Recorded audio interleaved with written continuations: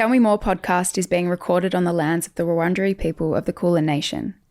We pay our respects to elders past and present and extend that respect to all Aboriginal and Torres Strait Islander cultures. This episode contains content that may be distressing to some listeners, including discussions about disordered eating. Please take care when listening. Welcome to Tell Me More, where we have conversations about the good, the bad, and the real. I'm your host, Olivia Molly Rogers. On today's episode, I am joined by the wonderful Alex Light. Alex is a journalist, an author, and she has become a really powerful voice in the space of body image and diet culture. In this conversation, we talk about Alex's own body journey, what pregnancy was like for her as someone who has struggled with disordered eating, her perspective on weight loss injections, and how she has healed her relationship with herself. Alex's answers are honest and thought-provoking, and I'm so grateful that she joined us on the podcast. Thank you so much for joining me. Oh, thank you so much for having me. I was just saying before we started, I followed you for so long, so this is really cool to meet you. Nice. Not in person, because obviously we're on different sides of the world. We are. But it's really nice to meet you, and I'm excited to be on, so thanks for having me. No, it's my pleasure.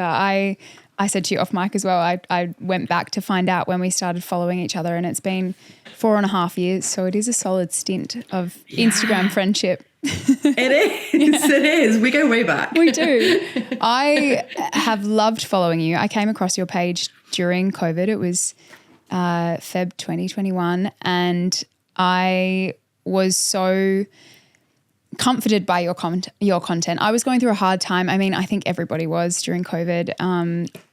I've struggled with my body image and eating disorders in the past, and to come across your page during that time was really amazing for me, and I've loved watching your journey since then. So thank you for what you do. Oh, that's really nice to hear. Thank you. Yeah, I think that period in COVID was such a tough time for body image. Yeah. Having said that, it's such a tough time now for body image. Like, I'm sure we'll get into it, but it's arguably a tougher time now. I don't know. It's crazy. It's shocking. I feel like you think we're making progress. Big steps. Yeah. And then we've gone like 50 steps backwards. Before we get into that, I would love for you to start by telling me, how would you describe yourself to a stranger? Oh my God, this question shouldn't be as hard as it is, but I find it really hard to answer. How would I describe? I would describe myself as a writer. Mm-hmm. That's what I did for most of my career, a writer and influencer, for want of a better term, because I feel like we still don't have. I don't know. We don't have a good term for that, because influencer is there's so many negative connotations around that now. Yeah. Anyway, influencer, a mother, and probably someone that is deeply invested in untangling body shame, particularly for women, because it's something that I've experienced for so long. Is that? Yeah, I think you nailed that. Is that okay? It's more than okay. I do feel bad. I ask that question to everyone because I think it's always interesting to hear how people interpret the question and what they focus on, but everybody finds it challenging, so you're not alone in that. But I think you did a really good job, so well done. Do you interview many men? No.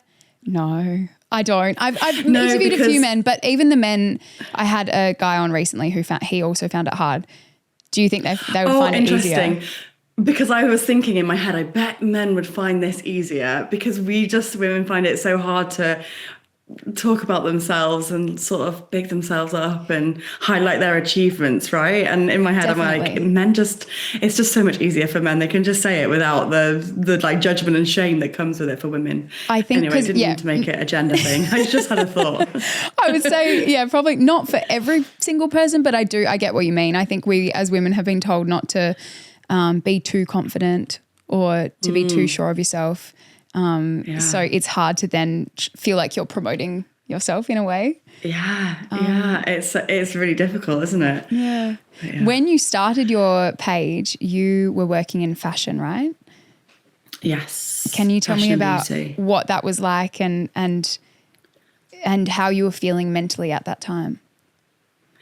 Yeah, it was such a strange time because I was a fashion and beauty editor at a magazine in London, and I started my Instagram account and I was posting like pictures of my outfits and some beauty looks. And you wouldn't have known from looking at my Instagram what was going on behind the scenes, because I was suffering with an eating disorder that kind of reached its peak at the time.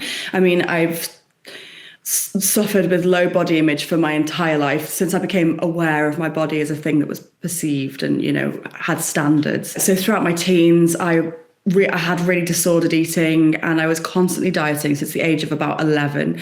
I was on and off diets, mostly on rather than off.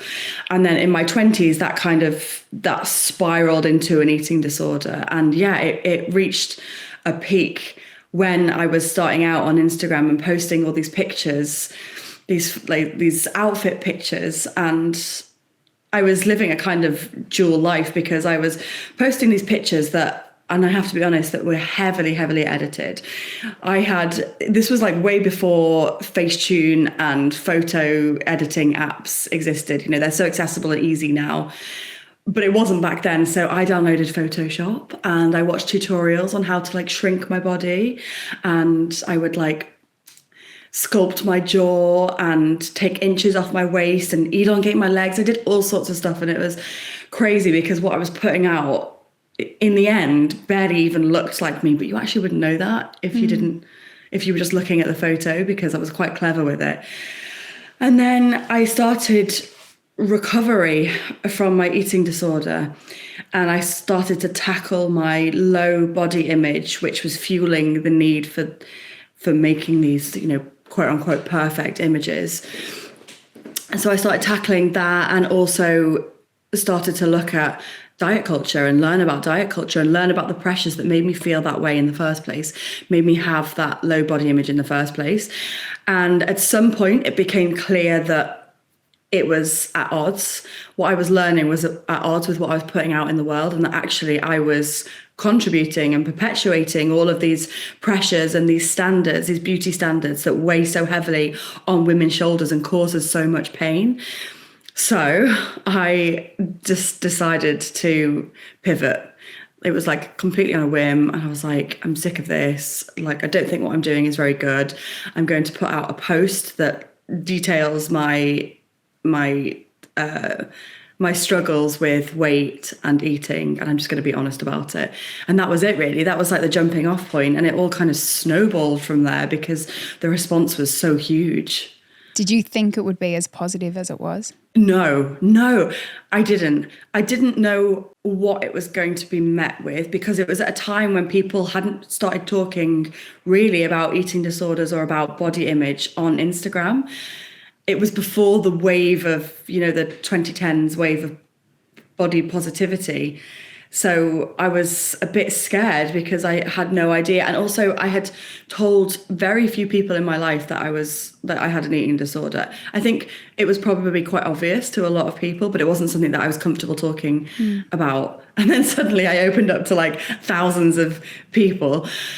So it was all a bit strange, and it was a funny time, but I was just overwhelmed by the response. Yeah. And I was overwhelmed by how many people I knew in real life, and we'd never broached the topic of eating or weight or eating disorders or anything like that. And they were messaging me saying, gosh, I have a similar experience, or I've been through this and I just haven't told anyone. I was like, wow, there are so many of us suffering with this in silence because there's so much shame and stigma around it. And that's just contributing to how insidious it is and how pervasive it is, and we have to break that down and open up the conversation. So it galvanized me really into action, seeing the response that was just so big. And I was like, there's so many of us. There's not many women who aren't touched by low body image, at least in some kind of way, which is crazy. It's really scary. I am yet to meet a woman and have a conversation where they haven't said that at some point in their life they have struggled with it. And maybe they think of it as like just one time in their life where they'd lost a bit of weight and then they got a bit obsessed for a period, and maybe it doesn't stick with them. But I think that all of us probably all of us at some point in our life have been affected by diet culture. Yeah. It's really, I think you do such an amazing job of drawing attention to that and how diet culture sneaks into things where it might not be really transparent to people because it's become so normalized in the way people speak about bodies, about their own bodies and other people's bodies. Do you think, I know you talk a lot about how magazines and, you know, ads and things when we were younger played a big part in the way that you felt about your body. Can you take me right back when you said you started dieting at 11? What did that look like for you? Like, how did that come about? Well, I was always like a curvy, like I was always a bigger kid. I was never thin. I was always bigger than my peers, and I developed quicker as well, earlier than any of my peers. So I had boobs before anyone else had them. And everyone was kind of obsessed because I was the first and it was novelty. And it was kind of like, oh my God, like look at her boobs and look at her curves. You know, I was just bigger and I didn't want that. I didn't want to stand out. I didn't want to be different. I wanted to be skinny like my peers. And also, you know, I was born in the 80s and, you know, my teens were in the 90s. And that was a time when diet culture was really overt and blatant and explicit. And I was very aware that thin was best, thinner was better, and that fat was bad. Like fat was so vilified. It still is. But it was just very obvious back then that fat was like the worst thing that you could be according to our society and according to the rules of our culture. And I was so aware of that. I was so aware that I was different and I was just set on changing it as soon as I could. So I would like sneak my mum's magazines and cut out the diet pages, like tear out the diet pages and try and follow a new diet. I would just cut down on eating. My mum as well, she dieted for most of her life. She has dieted for most of her life. And her thing was like low carb. So I'd follow that and I would do low carbs and sort of copy what she was eating. And then she took me to Weight Watchers. I think I was 13, went to Weight Watchers and then Slimming World groups. She just didn't know. And like, it's was that because you asked her as well? Like, were you asking for that?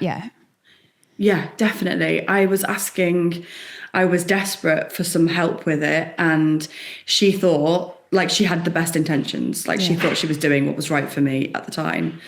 And I do remember someone saying to me, "You're really young to be here." But it didn't feel like that at the time. It felt like the biggest problem in my life and continued to be the biggest problem in my life, which is really sad, for a long time. It is. But I don't think that that's an unusual story. I think it's common for so many of us, I guess, especially the kids that were a bit bigger or felt a bit bigger. Yeah, I can relate to that so much, of feeling like I was bigger than my peers, and the comparison starts from such a young age. Yeah. And I think once it starts, I don't know how you can pull yourself out of it you don't have the tools to do that. Yeah. And I also don't think our parents really had the tools. No, they didn't. They, you know, I say now, like, you know what you know until you know differently, and they didn't have an opportunity to know differently at that point because all they had was decades of really explicit diet culture shoved down their throats, and they were told again and again that thin is good and fat is bad. So that's all that they knew. So that's the whole thing, and it's sorry. No, I was going to say, have you spoken to your mum much about it now? Like, have you had conversations about that, and how is she? Is she receptive to the messaging that you share now? Yeah, she is. She really is. I mean, she is, with the caveat that she thinks it's probably too late for her, which I don't think it is, but I also understand that it's a lot of conditioning, you know, a lifetime of conditioning to unpick and unpack, and that's really, really difficult. And some things I think are just so ingrained in her that I don't know how. I don't think there's necessarily a way out for her from diet culture. I think she's just like, it's inbuilt in her at this point. But she is super receptive to what I do, my work, and not passing it on and trying to break the cycle for younger generations. But I do think, for a lot of people of that generation, like it's just so hard. It's just so hard. It's been your entire life to be thin, get thin, stay thin. Like that's taken up, for a lot of women of that age, it's taken up the majority of their lives. So to just shed that is near on impossible. Yeah, so hard. I'd love for you to go back as well to when you actually started your recovery. What did that look like? Was that something that you initiated? It was my mum, actually. It was my mum, because I was losing weight. And I think it got to a point where, and it's tricky when you've got an eating disorder, because people are telling you that you've lost too much weight and telling you you're looking too thin. And that's just a sign. When you're in an eating disorder mindset, that's just a sign that you're doing the right thing, that you're succeeding. So I had a lot of people telling me, you're too thin, I'm worried about you. And I was taking that as like compliments. And it was kind of like, positive reinforcement, which I know is really awful. But that's, I guess, like just a huge part of anorexia. But my mum stepped in and said, enough is enough. We're getting you some help. And actually, when she did that, I was at a point where I felt like I can't really do this any longer. I'm really struggling. I can't get much thinner than I already am. I'm already struggling to be this thin, and I still don't feel happy with my body. And I'm scared, because I'm like, where else can I go with this? So I was at a point where I felt like I really needed that help. And there was also bulimia involved as well, that was sort of draining me physically and affecting me physically. So it was time. So I was really lucky that I had private healthcare through my work at that time. So she took me to a psychiatrist, who then diagnosed me and got me started with help with recovery. So it was my mum, I'm so thankful to her, because I just didn't even know where to go at that point. I wouldn't have even known how to get help. So you actually had proper help with your recovery. I didn't. I really regret that. And I think that it took me a lot longer to get to a good place, because I did a lot of it on my own. How do you explain recovery for you now? Like, do you describe yourself as being recovered, or do you think it's something that's always sort of a work in progress? Some days look different. The days all do look different, which I guess means that I'm not like recovered in the sense that this is something that will never be with me.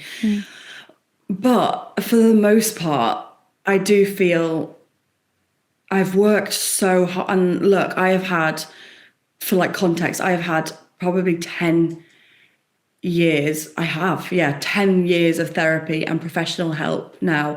And that's in the form of therapists and nutritionists, dietitians. Like I've really maxed out the help that I can get. So if anyone should be recovered, it's me. No, but I think what I struggled with for a really long time was I felt so much better with my body image, but my eating patterns were just so messed up, and my relationship with food was just so out of whack that I really, really struggled to get that to a point where it felt healthy and like normal, quote unquote normal.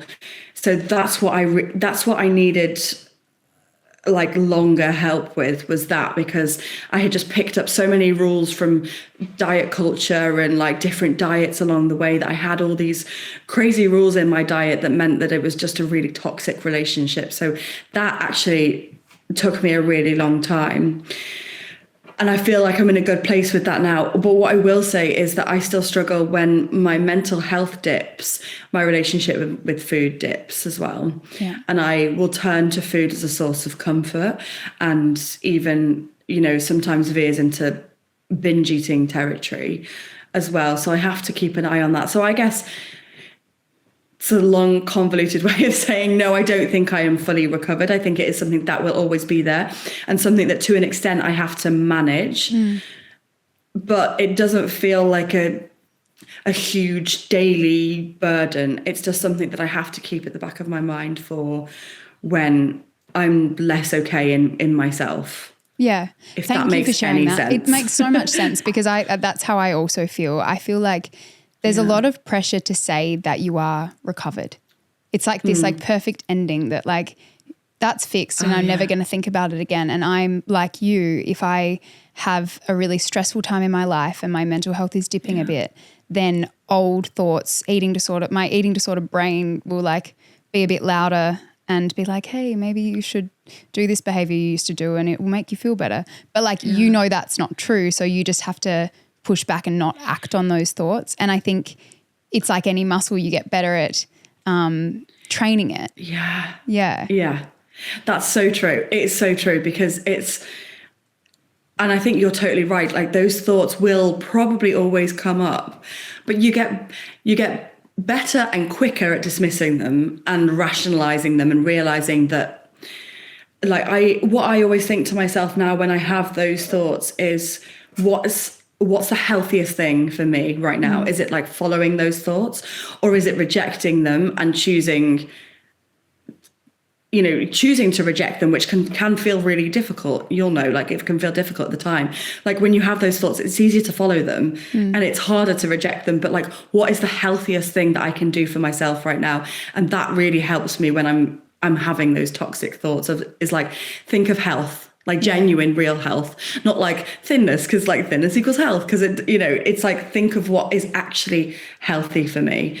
And that really helps me. But yeah, I think you're right. I think like those thoughts, when you've experienced an eating disorder, I'm not sure that they ever really go away. I mean, maybe for some people they do, but I think it's powerful for people with eating disorders or who are in recovery from eating disorders to hear that as well.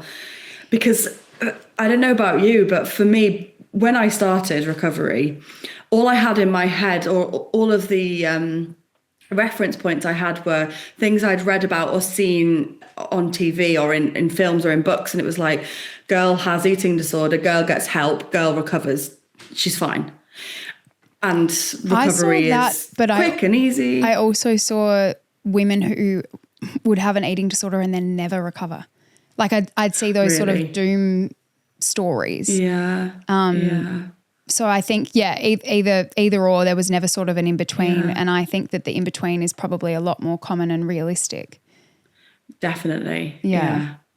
And I think, I wish I'd had access to more of those in-between stories. Which is why I think what you do is so, so helpful, because I think you are very realistic in what you share and just very honest. I think, like I said before, I feel like there's so much pressure with the word recovered. If you say you're recovered, it's like this pressure to maintain that and never dip back into, I don't know, old thoughts or behaviors or I think that's just too much. It's like the goal of perfectionism, which is often the problem with an eating disorder in the first place. Right. Yeah. Exactly. And then that perfectionism kind of, it translates then to recovery, when you think like, oh, I should be recovered. And that was a huge part of like my recovery, was me being upset at myself for not being recovered. Yeah. Yeah. It's so tricky. Because you're not like, I think you're doing right. it perfectly, or Yeah.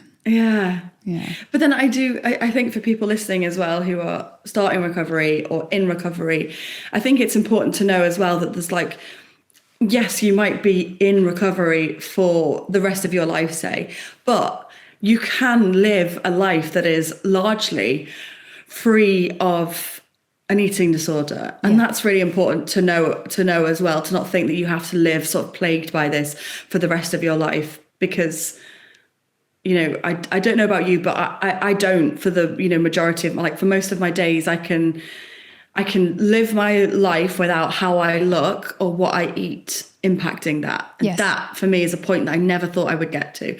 And yes, I still have to monitor that and manage that, and that won't go away. But I think it is important to know that you can live free of that as well, which is so beautiful after so long of just being like trapped in this cage of diet culture and eating disorder and how you look in comparison and perfectionism. So Yeah, I think definitely. that's just to give a bit of hope as well. Oh, for sure. I think that's such a good point, because I can relate to what you said before of you thinking I can't possibly lose more weight, but how can you maintain that forever? Like it's not sustainable. But on the flip side, the fear of gaining weight, and it's so enormous, and it's all consuming. But to be able to live life now and go out and enjoy meals with my friends and family and live a day where you're not consumed by those thoughts at all, and you're eating to feel good and have energy, not for anything else. It is it's really magic. Nice feeling. Yeah. Yeah, it is. It's magic. On that, I would love for you to talk about how you would describe health now versus how you used to see it. Do you know what? This is interesting because I was thinking about this the other day, and actually when I was in the depths of my eating disorder, actually until I recovered, I never cared about health. I actually didn't care about health. I only cared about being thin. And I know that's really it's probably it's a hard thing to admit as well, but it's the truth, is that I cared so much about being thin, getting thin, staying thin, that I didn't care about health. Health was, I say, secondary to all that, but it was just it just wasn't even it just didn't even feature for me. Even when my health was suffering as a result of my eating disorders, as a, complication, as a result of bulimia particularly, that had an effect on my physical health.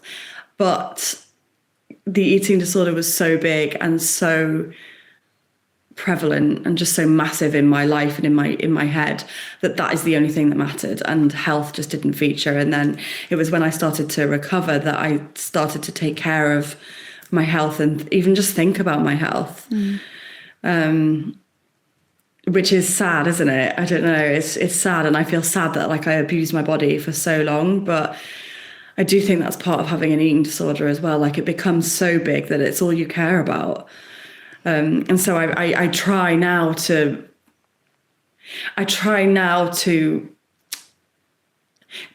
correct that without trying to overcompensate and become obsessed with my health. I just try and be as physically healthy as I can within the parameters of what is mentally healthy for me, if that makes sense. Yeah. I don't want to push anything to the limits. But I think about my health now, and I take care of my health, and I fuel myself now in a way that I just never did. And I fuel myself thinking about my health, which is I still find really cool. I'm still proud of myself for doing that, because I just didn't for so long. It was just never a thought for me. So it's about actually feeling good, having energy and longevity. I feel like that's when you're in that diet mindset or that eating disorder mindset, you're thinking about the here and now and how you look in that moment, but you're not thinking about what that means for your body in a week, a month, a year, 10 years. Because it doesn't matter. Yeah. It just doesn't matter enough. And I'll say as well that I'm still struggling I'm still working out that relationship with exercise, because exercise for me was always just intrinsically linked with weight loss. And if I was doing exercise, it was purely to lose weight. And I wouldn't do exercise if it didn't mean I wasn't losing weight. So untangling that has been difficult, in the sense that I want to exercise now to be, for longevity and to be healthy mentally and physically. I want that, but I still struggle to enjoy exercise or think of it as something that isn't a chore, because it always had to be grueling and hard and as burning as many calories as possible. So that is something that I'm working on. That's probably bigger. That's definitely bigger actually than food, I'd say, for me now. Something that I'm still trying to work through. And being a mum as well. It's just time is precious and it's hard. Fitting it all in. It's hard. Yeah, it's difficult. But that's something that that's something that I know is really important for my health, and that I'm probably not dedicating enough time to working out that relationship right now. When you've been a mum now for 18 months, you said before. Yes, yeah. Did you find during your pregnancy and that postpartum period, did you have old thoughts that that came up? And if so, how did you navigate that? Yeah. Oh, it was such a strange time for body image. It was crazy. It was a roller coaster because, do you know what? For someone who had suffered with an eating disorder for so long, I wasn't as concerned as I thought I would be about gaining weight in pregnancy. I think because I did IVF to get pregnant, and it was a really difficult process. Retrieving eggs, and the retrieving of eggs was just such a difficult process that I was that was all consuming. And then I was pregnant, and the first trimester I just felt too disgusting, too sick, too tired to really think about body. And then in the second trimester my bump started to grow, and it was a really like strange thing, because suddenly strangers were like in awe of my growing body. And they were like, oh my God, look at your bump. Like, they were really like praising it and like cherishing it. And it was the first time that putting on weight and growing, my body growing, had been met with something positive. You know, before that, it was kind of just like quiet. You know, like, I can see she's putting on weight, but I'm not going to say anything. But people were outwardly like, oh my God, look at your stomach. Like, and I just it felt really intoxicating, probably in like a toxic way, you know, because it was like external validation still, but it just felt like a really magical period. And people call that second trimester like it's like the golden trimester, and it's like, it's so nice in a lot of ways. But yeah, I really embraced my body growing, and I was wearing like body tight dresses, like bodycon dresses, and I was like wanting to show off my bump, and it was a really cool time. And then the third trimester was difficult because I started to gain a lot of fluid, and I was really heavy, not as in weight, but like my whole body was really heavy and difficult to move. And I found movement really hard towards the end. Even getting up the stairs was so hard. Like, I had to get my rings all cut off because I didn't take them off in time. And I just swelled so much, and I couldn't wear socks. I had to wear my husband's shoes. It was just like, there was no opportunity to feel like good in my body, because I just felt so bad in my body. And then, you know, but still you have strangers being like, oh, you're pregnant, and just like kind of obsessed with your body. It's so weird. And then you give birth and the bump is gone, and then that's all gone. All that praise, all that like admiration of your bump, like that's all gone. It just disappears like that. And then it's a really strange period, because you're grieving your baby no longer being inside you. And then also dealing with a body that looks completely different to how it did before you got pregnant, completely different. And you have no idea how it's going to end up when you're pregnant, you have no idea once the baby's out what it's going to look like. And you're suddenly faced with it. And I have, you know, I had a C-section, and I've got like a shelf where the C-section scar is. And you know, my hips grew loads and they haven't gone back. And my boobs grew loads, which is weird because I never even got any milk, which is another whole thing. Anyway, your body just changes so much. And then you're like, oh my God, I have this like brand new body now. And like, I need to practice body acceptance and body confidence all over again. I need to practice it now for this new body. Yeah. So it's such a roller coaster. But I do think that what I managed to sort of keep in mind the whole time postpartum was like, I think at the end of the day, like, yes, my body looks different and it's bigger. It's definitely bigger than what it used to be. But like, look what I have, look what it made, look what it did. Like, that is so cool.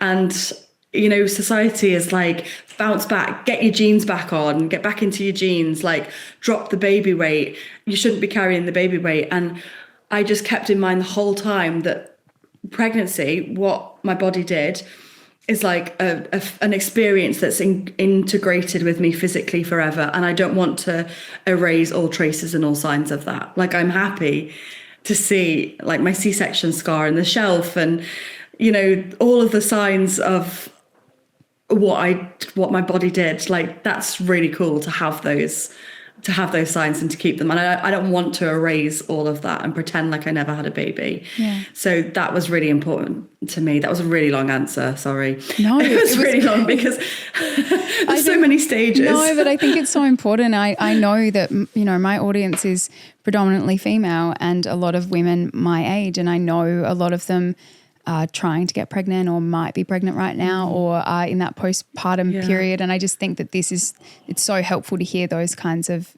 that kind of insight. So yeah, thank you for sharing that. Of course, yeah. In your work, you talk a lot about dismantling diet culture. Can you tell me a bit about that? I mean, essentially, we have all grown up being told that being thin is the healthiest thing we can do and the best thing we can do. And the best thing we can achieve as humans is to be thin. And it's like this ultimate badge of honor, especially as women. And the diet industry capitalizes off that enormously. And the pressure to be thin fuels, I mean, it lines the pockets of so many people, and our insecurities end up lining the pockets of so many people. And it's a huge thing for women. It's such a huge burden on our shoulders because we carry it through, like I said, when, you know, the moment that you become aware of your body till the day we die. For most women, that's how it is. We carry this burden of needing to be thin, being told we have to be thin, being told that it's the best thing that we can do. And it just takes away so much precious time, energy, money, and capacity as well, you know, mental capacity that we could be using on other things. And I think it's so sad that we have to experience that. And I want to relieve that pressure as much as I can for women, because I am regretful about the time that I spent locked in that cycle and locked in the idea that my life was about being thin. And I don't want to spend any more really, really precious time on that. And because I know that my appearance now is it is the least interesting thing about me. We've all seen that quote, and I think it's easy to kind of hear it and dismiss it, but I think it's so important to like stay with it for a minute and realize that how I look is the least important thing about me, and what I want my legacy to be and what I want, like the mark I want to leave on the world, or like the things I want to achieve in my life, have nothing to do with how thin I am or my body size. And I want that for everyone. I want that for my sisters. I want that for my mum. I want that for, you know, the future generations. And not only just the future generations, because I think we focus a lot on those, but like our generations and our mum's generations, there's still an opportunity for them to live the rest of their lives not so weighed down with this pressure. So that's why I am so intent on trying to dismantle diet culture, which is quite hard right now because diet culture is so big and it's so loud all of a sudden. I feel like thin is so in. It is so in. Years ago when I first came across your content, I feel like a lot of the references you used were from old magazines, and it was old stories and headlines and things. But whereas now you've got references daily that are happening at the moment. Like the other day when you posted about Margot Robbie and how she has recently been, promoting a new film, and she's wearing this incredible dress and she looked stunning, and everyone's commenting on how much weight she's lost. And then on the flip side, when she was recently pregnant, she was getting fat shamed, and it is just so disheartening to see that what we thought was like a early 2000s thing is just, it's so rampant right now. It's so rampant. It's crazy. And on that Margot Robbie thing, like, it's just wild. It's like, she's pregnant, she's let herself go, she's gained too much weight, and then she gives birth and she's lost weight, and then she's lost too much weight, she's too thin. Oh, she definitely took Ozempic and took the easy way out. It's like, what do you want of women? What does society want of women? Honestly, like, how can we please society? And the answer is that we can't. And I think that is such an important message to keep with us when we are trying to, lose weight, get the perfect body, do this, do that. Like, ultimately we can't win, and the standards as well, society standards are always shifting. Like, it used to be that you had to have the Kardashian curves and, have a big bum and big boobs, but like thin legs. And now you just have to be thin all over. And so it's like the standards and the goalposts are constantly shifting, and we can't win. So I think the very best thing that we can do to save ourselves so much time and energy and money is that we can just live to our own standards and respect and honor what our bodies are supposed to be, how we are supposed to look. And because we've all got completely different DNA, we've got different builds, different body sizes, and if you can respect that and honor that and just allow yourself to be who you're supposed to be, it means you're not constantly fighting the battle against your body day in, day out, and you're going to be, we would all be so much happier. So I think that message is really important, that like there is no way to win. So what we have to do is just step out of the arena and just focus on ourselves. It is so hard. Sorry, I went on a tangent. No, I love it. And I love how passionate you are about it, because it is so important. But it is very difficult to, as you said, step out of the arena, because I think, we live in this world of social media where it is such a big part of so many people's lives. And I'm not talking about, us, where it is a big part of our job. I mean, just teenagers or even just my friends, like everybody uses social media. To actually remove yourself from that and stop yourself from comparing to other people, or that messaging that I don't think people are always conscious of, but it's just there.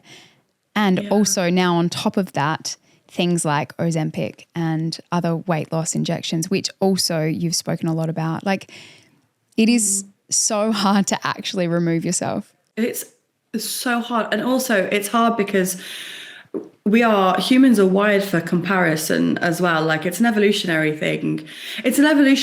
And it's reinforced throughout our lives. And when we're at school, like, we're marked against other people, like our sporting, our athletic prowess is always marked against other people. It's always, we need other people for like reference points. So comparison is like ingrained within us. And then comparison, when you hit social media, it's like comparison on steroids, because you're seeing all these people, you're getting glimpses into people's lives constantly, but these glimpses are curated highlights and often edited as well. And that's the thing, is where we used to compare our image to like models on billboards or models on in magazines, but now we're comparing ourselves to people like our friends that we see on social media, like people within our inner circle that we're seeing on social media that edit their photos, because editing is so common and so widespread now. So it's like the comparison is just enormous, and there's so much opportunity for comparison. So it's so difficult. And I think that the first step, let's say, in that is acknowledging that that it's really difficult, it's really hard, and that we're hardwired to compare ourselves, and that it's going to happen. But let's catch it when we can. Let's catch ourselves when we're comparing, and try and interrupt that comparison and remind ourselves, with social media especially, that you are seeing not even 1% of someone's life. You're seeing a snapshot of someone's life. And I'm guilty of it too. Like, I'll do it, especially with, people that have, beautiful, like flawless houses. And like, there's not a thing out of place. And then I look around at mine and I'm like, shit, like, why don't I have it together like that? And then I have to remind myself, like, you are seeing, you do not have the context to this. You're seeing one photo or one video in isolation without the context of someone's life. You cannot compare your own messy, unfiltered, like real life to someone's curated, highlighted, edited 1%. You just can't. And you just have to, it's so important, because we are on social media day in, day out, like constantly. So we have to make sure that we remind ourselves to take everything that we consume with a pinch of salt, because otherwise it's just going to make us really unhappy and make us feel like we're constantly failing, that we're constantly inadequate and we're not living up to something. Definitely. And I do think the answer is probably to limit social media usage, but I think that's easier said than done. But what you can do as well is if you don't want to limit social media usage, is just like use the unfollow button and use the mute button. And if there's someone in your life you feel like you can't unfollow, mute them. They will never know. They'll never know. They'll never think that you haven't unfollowed them. So they just won't know, but it won't pop up for you to see all the time and for you to compare yourself to. So I think we have to be so mindful and like intentional with how we use social media now, just to protect our mental health. Definitely. And yeah, taking a moment to notice when there is something that's making you feel a certain way and then acting based off of that. Like if there is someone that you're following who is making you feel constantly bad about your body, like unfollow that person, choose to follow people like yourself. And I feel like the community that you have in the UK, you surround yourself with some incredible women who I think everyone who is listening should be following. Yeah, well, I think it's so important as well to follow a diverse group of people and to follow people that it looks like a cross-section of society, like a true cross-section, not to just follow like typically beautiful influencers who like fit the narrow standard of beauty, but to follow everyone, because when you do that as well, you realize and you really see the beauty in diversity. And there really is. This is the thing. It's like, I just think it's so warped that we are all striving to meet this one very narrow standard of beauty. Essentially, we're all trying to look the same. And how sad, how miserable, and how boring would that be if we all look the same? It's so crazy. Like, we all have completely different DNA. We're all supposed to look completely different. And that's so what makes life so rich and so wonderful. And I think we need to embrace that and embrace the beauty and diversity. And that comes as well with diversifying your feed and making sure that you are seeing that. You're seeing that diversity. It's huge. Yeah, definitely. Something that I really want to make sure we cover is weight loss injections. Yes. You posted recently about Serena Williams being basically the poster girl for this weight loss injection. And I was really disappointed when I saw that. And then I watched your video and I shared it with my partner as well. And I just thought your take on it was amazing. And I'd love for you to share that with us. Yeah, it's so difficult because I feel like we're in a really a strange point culturally. But yeah, Serena Williams is an ambassador for Roe, who are selling weight loss injections. So she's selling weight loss injections, and she's saying that she's lost 30 pounds taking them, that she tried her whole life to lose weight. And even when she was at the top of her game, literally one of the best athletes in the entire world, she still couldn't lose weight. And these injections are the only thing that have helped her, and she's promoting them. And I think it's a really scary, scary moment, because these injections undoubtedly have really positive benefits for people who need them and who are given them within a professional setting, a medical setting, and who are monitored. And it can really, I know that it can improve their quality of life, and it can be hugely beneficial. And I think we have to bear that in mind. But also they're being used for vanity reasons too. And they're being used for people who don't need them medically, but are taking them in order to look a certain way. And I think what was really interesting about what Serena said was just that, was like when she was at the peak of her career, when she was winning Wimbledon, well, all of the tennis titles, and she was literally one of the best athletes in the world, she still wasn't thin. And I think, to me, that is the most glaring proof that she isn't supposed to be thin. And I think by not interrogating that, we're ignoring the fact that we're all supposed to be different sizes and different body sizes. And some people just aren't built to be thin. And that doesn't mean they're not healthy. It just means that they're not thin. And that, I thought, it was a scary thing for her. That was a scary thing for her to have admitted without acknowledging that. And also just selling these weight loss drugs. And you saw the campaign. It was her injecting needles into various parts of her body. I thought when I saw it that it was AI. Dave showed me, my husband showed me, and I said, "Oh, that's AI. That's not real." And he was like, "No, it's real." And I honestly couldn't believe what I was seeing. Just this glossy, marketed, this packaged up version of something that is ultimately a pharmaceutical drug that can have very real side effects, very real consequences that we don't fully know the long-term consequences of. And we're just selling it like it's a new beauty tool. And it's just really scary to me. It's so scary to me too. I can't believe how many people are managing to get their hands on it who are not in need of it. Like medically, they shouldn't be getting it. They're not at a size where they should be getting it. I don't know how that's happening, and it's terrifying. It's incredibly easy to get it. Incredibly easy to get it. I've got a podcast, and we did an episode about Ozempic, sort of interrogating the whole phenomenon. And both of us tried to get our hands on Ozempic. I was able to. My BMI doesn't meet the technical threshold, but I was able to get it.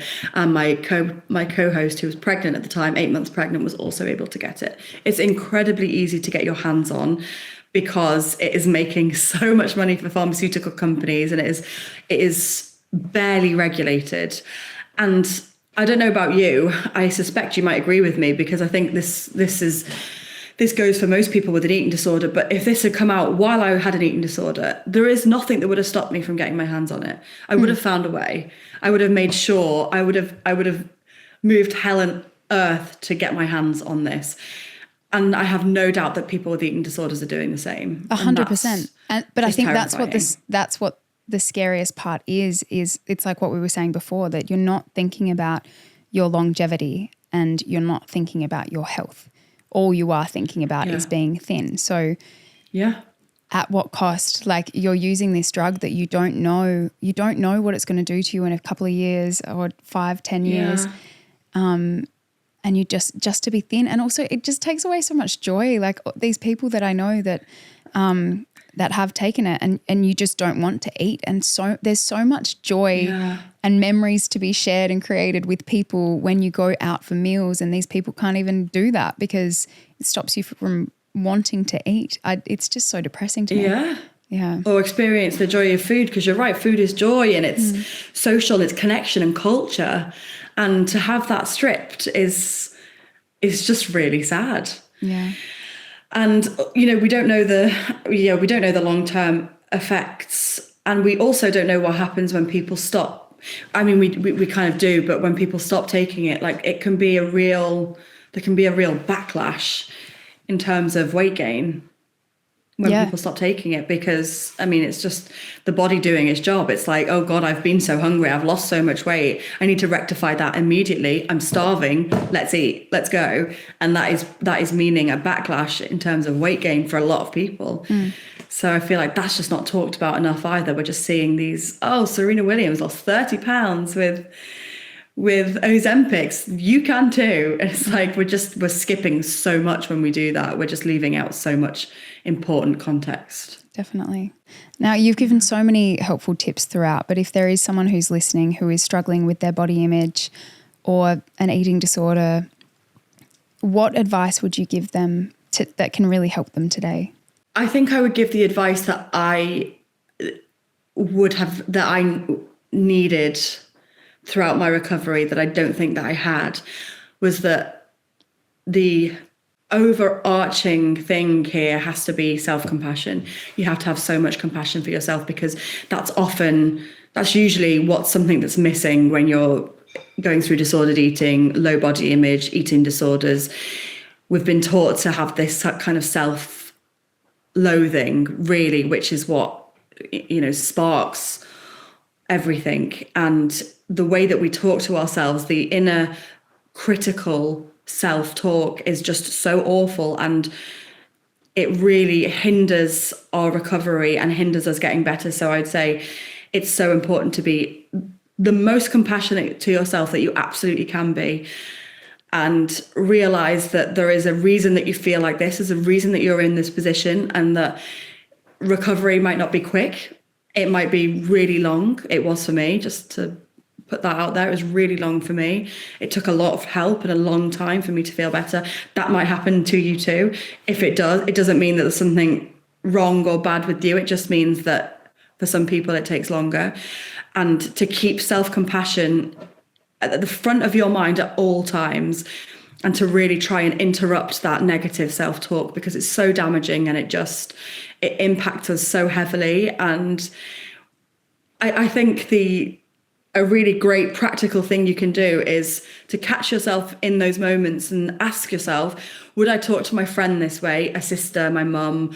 Would I talk to anyone else this way? And if the answer is no, then you shouldn't be talking to that. You shouldn't be talking to yourself that way either. I think that's really a really important tool. Definitely.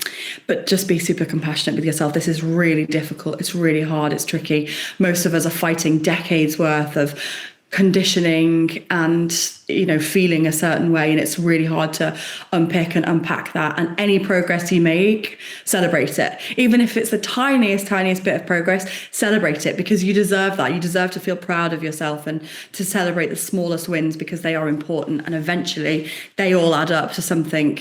All of those little imperceptible bits of progress all add up to something really tangible and meaningful progress. That's amazing advice. Thank you so much. We wrap up all of our episodes with a segment called Oranges and Lemons, where you share your orange of the day, or it could be the last few days since you woke up probably not too long ago, and and then your lemon is the negative or something a little bit more sour. Well, so it's only 9:30 a.m. here, but it was quite cute this morning because my son accidentally whacked me in the face and it hit my eye, and I shrieked. Oh, no. And then the orange is that he said to me, he's just learnt the word sorry, but hasn't known how to use it yet. And he just looked at me and said, "Sorry, mummy." Oh, that's so cute. And I was like, oh my God, all forgiven. It was so sweet. I was like, oh, you've learned the word and you know how to use it. So that was really cute. That is very cute. I actually was thinking before, and I don't have a lemon today. It's spring here and we had such beautiful weather. The sun's been shining. I feel like everyone's in a good mood because of it. And good. I just can't think of a lemon, which is nice. And then my orange is that we are working on some really exciting stuff for the podcast, and we had a really great meeting today, and I'm just feeling really excited about that. So I feel like spring puts a spring in your step and just like motivational round. Yeah. So yeah, that's my orange. Oh, good. And of course, having you on, it's been such a pleasure chatting to you. You are incredible. I love following you. People can also purchase your book, which is an amazing read and also delves a lot more into everything we've just spoken about. So if they can't get enough of you, which I'm sure they won't be able to, they can read that as well. But thank you so much, Alex. Oh, thank you so much for having me. I've absolutely loved talking to you. Thank you. Gem. Thank you so much for listening to Tell Me More. If you enjoyed the episode, please leave us a review, share it with your friends, and follow or subscribe to the podcast. Your help in growing this community would mean so much to me.